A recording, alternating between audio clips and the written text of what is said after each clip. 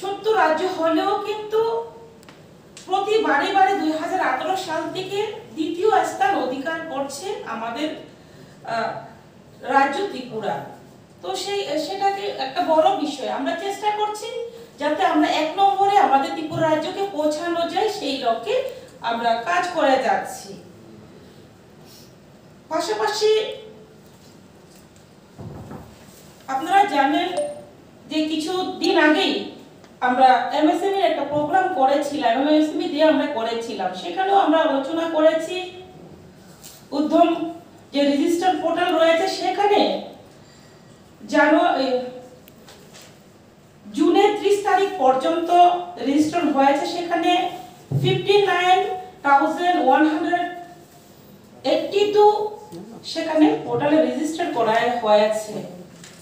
সেখানে micro, small এবং medium এখানে এন্টারপ্রাইজ এখানে যারা রয়েছে তারা রেজিস্টার করেছেন। সবচেয়ে বেশি কিন্তু মাইক্রোতে রেজিস্ট্রেশন হয়েছে। তো আমরা আশাবাদী যে যেভাবে আমাদের যে গতিতে আমাদের ত্রিপুরা রাজ্যে কাজ চলছে, তো আমরা আগামী দিনে আমাদের ত্রিপুরার জন্য, আমাদের ত্রিপুরার বেকার যুবক যুবতী যারা রয়েছেন, যারা ইন্টারেস্ট যাদের রয়েছে, তাদেরকে নিয়ে আগামী দিনে আমরা ত্রিপুরাকে আরো এগিয়ে নিয়ে যেতে পারবো। তার পাশাপাশি আমি বলতে চাইবো যে আমাদের পিএম বিশ্বকর্মা এটা একটা গুরুত্বপূর্ণ স্কিম, যেটা আমাদের প্রধানমন্ত্রী নরেন্দ্র মোদীজি যে স্কিমটা চালু করেছেন, যাতে করে গরিব অংশের অনেক সময় ক্ষুদ্র যে ব্যবসায়ী থাকেন, ক্ষুদ্র শিল্পী যারা রয়েছেন, তাদেরকে গুরুত্ব দেওয়ার জন্য, যাতে করে ওনারাও আত্মনির্ভর হতে পারেন, সেটাকে গুরুত্ব দিয়ে সেই পোর্টালটা একটা পোর্টালের রেজিস্ট্রেশন আমাদের হয়েছে ত্রিপুরা রাজ্যে। আমি সমগ্র ভারতবর্ষের কথা বলছি না, আমাদের ত্রিপুরা রাজ্যে বলছি। আমাদের ত্রিপুরা রাজ্যে পোর্টালে রেজিস্ট্রেশন হয়েছে 49,951 এখানে রেজিস্ট্রেশন হয়েছে। তার পাশাপাশি সেখান থেকে প্রশিক্ষণ দেওয়া হয়েছে 2,180 জনকে সেখানে প্রশিক্ষণ দেওয়া হয়েছে। তার পাশাপাশি আমি বলতে চাইবো যে এই স্কিমের মাধ্যমে আমাদের ত্রিপুরা রাজ্যে অনেকেই উপকৃত হবে এবং এই স্কিমটা অতি দ্রুত গ্রামে গঞ্জে শহরে পৌঁছে গেছে এবং যারা উপযুক্ত, আপনাদের চ্যানেলের মাধ্যমে আমি বলতে চাই, যারা এখনো রেজিস্ট্রেশন করেননি আপনারা করে নিন এবং আমি আশাবাদী আপনারা এই স্কিমের মাধ্যমে আপনারা আত্মনির্ভর হতে পারবেন। তার পাশাপাশি আমি বলতে চাইবো আমাদের বাণিজ্য শুধুমাত্র ত্রিপুরা রাজ্যে, ভারতবর্ষে আমাদের সীমিত নয়। বৈদেশিক বাণিজ্যের ক্ষেত্রে যে আমাদের বাংলাদেশের সঙ্গে আপনারা জানেন আমাদের সম্পর্ক খুব ভালো রয়েছে। যে বাংলাদেশের সঙ্গে আপনারা জানেন যে 2023-24 অর্থ বছরে আমাদের বাণিজ্যিক পরিমাণের যে সংখ্যা হচ্ছে 715.98 কোটি টাকার আমাদের বাণিজ্য হয়েছে। সেটা একটা বড় বিষয়। তার পাশাপাশি আমি আপনাদেরকে বলতে চাইবো যেখানে রপ্তানি হয়েছে 12.31 কোটি টাকা এবং আমদানি হয়েছে 703.67 কোটি টাকা। এটা একটা বিশাল ব্যাপার। আমরা চেষ্টা করে যাচ্ছি সেটাকে আরো কিভাবে বাড়ানো যায়। তো আমি আগামী দিনে আমি আশাবাদী আমরা আরো সেটাকে দূরে নিয়ে যেতে পারবো আমাদের ত্রিপুরা রাজ্যের, যাতে আরো আমরা উন্নতির দিকে ত্রিপুরাকে নিয়ে যেতে পারি। কমিটিতে থাকছেন আমাদের চেয়ারম্যান হিসেবে, গভর্নমেন্ট বডিতে থাকছেন আমাদের মাননীয় মুখ্যমন্ত্রী এবং আমাদের একটা এক্সিকিউটিভ কমিটি, সেই কমিটির চিফ এক্সিকিউটিভ অফিসার হিসেবে থাকছেন ডিপার্টমেন্টের সেক্রেটারি। তো মূল উদ্দেশ্য হচ্ছে আমাদের ত্রিপুরা রাজ্যের যারা বিনিয়োগের ক্ষেত্রে যারা খুব ইচ্ছে যাদের রয়েছে তাদেরকে প্রায়োরিটি দেওয়া, যারা যাতে করে যারা ইচ্ছে রয়েছে তারা যাতে এগিয়ে আসতে পারে তাদেরকে সুযোগ করে দেওয়া।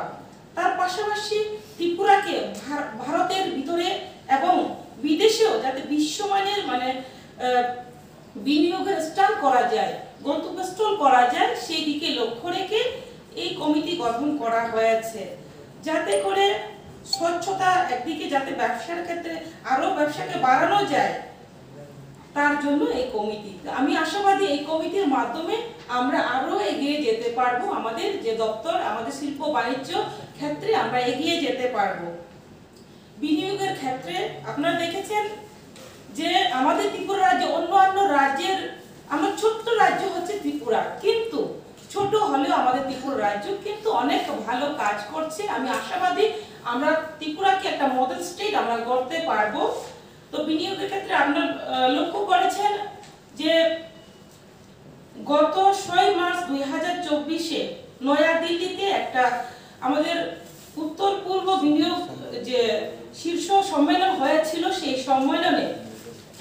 সেই সম্মেলনে আমাদের ত্রিপুরা থেকেও নর্থ ইস্টের বিভিন্ন স্টেটের পাশাপাশি আমাদের ত্রিপুরা রাজ্য সেখানে উপস্থিত ছিল এবং সেখানে কিছু ইনভেস্টরের সাথে স্বাক্ষর হয়েছিল। 14টা আমাদের স্বাক্ষর হয়েছিল, তার মধ্যে বর্তমানে 6টি বিনিয়োগকারীর সঙ্গে আমাদের বর্তমানে আমাদের ত্রিপুরাতে বিনিয়োগ ওনারা করছেন। তার পাশাপাশি সেখানে প্রায় ওনারা ইনভেস্ট করবেন আমাদের ত্রিপুরা রাজ্যে 29.85 কোটি টাকা ওনারা ইনভেস্ট করবেন আমাদের ত্রিপুরা রাজ্যে। পাশাপাশি আরো আমাদের 3টি আমাদের হাতে রয়েছে, যেটা আমরা আমাদের ত্রিপুরা রাজ্যে ইনভেস্ট করবেন। অনুমানিক সেখানে প্রায় 450 কোটি টাকা এখানে ইনভেস্ট করা হবে এবং সেটা যদি ত্রিপুরাতে ইনভেস্ট করা হয়, আমি আশাবাদী একদিকে আমাদের আমাদের যারা ত্রিপুরা রাজ্যের বেকার অনেকেই রয়েছেন ওনারা কাজের সুযোগ পাবেন, অন্যদিকে আমাদের আরো ইন্ডাস্ট্রি আমাদের ডেভেলপ হবে, সেটা একটা বড় দিক।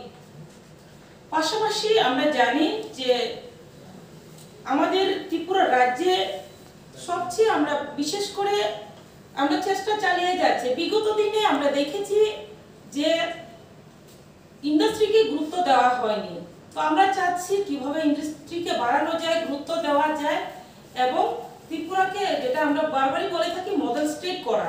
তো মডেল স্টেট করার ক্ষেত্রে কিন্তু আমাদের অত্যন্ত ইন্ডাস্ট্রি আমাদের ত্রিপুরা রাজ্যে হওয়া প্রয়োজন।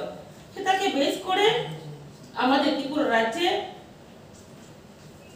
বিশেষ আর্থিক অঞ্চল আমরা একটা সাবরুমে আমরা করছি, যেটাকে আমরা স্পেশাল ইকোনমিক জোন আমরা বলে থাকি। তো এটা স্থাপন আমরা করছি এবং সেখানে আমদানি রপ্তানির ক্ষেত্রে অনেক আমাদের ত্রিপুরা লাভবান হবে। তো আমরা সেটাকে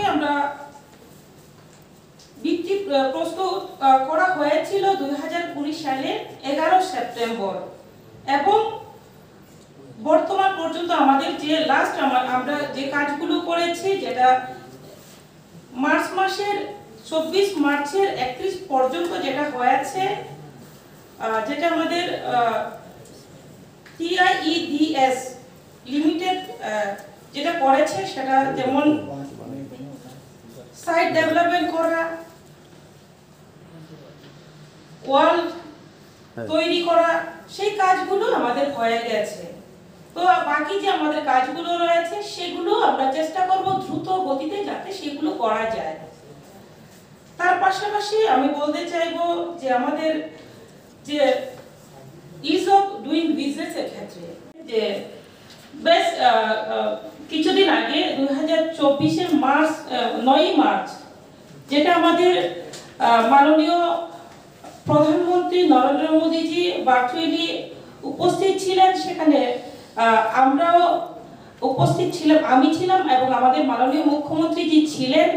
সাবরুমে যেটা আপনারা সবচেয়ে বড় বিষয় ইন্টিগ্রেটেড চেকপোস্ট উদ্বোধন হয়েছিল, সেখানে আমরাও ছিলাম, সেটাতে আপনারাও ছিলেন।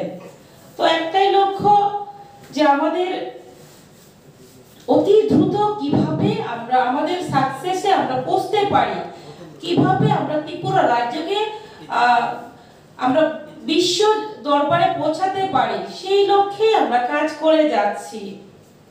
তো আপনারা শুনেছেন, অনেকেই আমাকে ফোনে জিজ্ঞেস করেছিলেন যে কমলাসাগরে আমাদের বর্ডার হাট যেটা রয়েছে সেটা কবে নতুন ভাবে চালু হবে। তো আমি সেই বিষয়ে বলবো, আমাদের 2024-এর 2 জুলাইয়ে একটা আমাদের বাংলাদেশ এবং আমাদের ত্রিপুরা রাজ্যে একটা মিটিং হয়েছিল। তো আমি আশাবাদী অতি দ্রুত যে আমার কিছু কাজ সেখানে মেরামতের কাজ, পরিষ্কার পরিচ্ছন্ন কাজ বাকি রয়ে গেছে, সেটা অতি দ্রুত সমাপ্তি হলেই আমরা সেই বর্ডার হাট চালু আমরা করতে পারবো, আমি আশাবাদী। তার পাশাপাশি যে আমাদের যে আপনারা সবাই হয়তোবা কোয়েশ্চেন করতে পারেন, প্রশ্ন করতে পারেন যে মৈত্রী সেতুর ব্যাপারে। তো আমি সেটা বলবো, আমরা কথাবার্তা চলছে কিভাবে অতি দ্রুত মৈত্রী সেতু চালু করা যায়। আমরা